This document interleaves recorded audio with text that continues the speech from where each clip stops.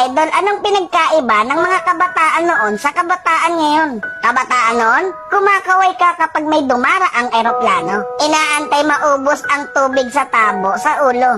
Ginagawang swimming pool ang planggana ni nanay. Ginagawang braces ang foil ng choknat. Naliligo ka sa alulod ng bubong kapag umuulan. At kapag gabi naman, akala mo sinusundan ka ng buwan. Nagko-concert sa harap ng electric fan. Kabataan ngayon, ang problema ay pera at cellphone. Ang problema lang namin noon kung paano makatakas sa bahay para di matulog ng tanghali. Lumaki man kami sa palo, aminin natin mas maraming nire-respeto na magulang sa panahon noon kaysa ngayon. Mga kabataan ngayon, isang chat lang, may jowa na. Eh kami noon sa claims lang umaasa. Broken-hearted pa pag friends ang resulta. Mga kabataan noon, ang dami ng alam na trabaho. Kesa sa kabataan ngayon, tamad na, puro pa gadgets, di pa mautusan. Minsan nagiging ibon, minsan nagiging paniki. Wait lang. Batako.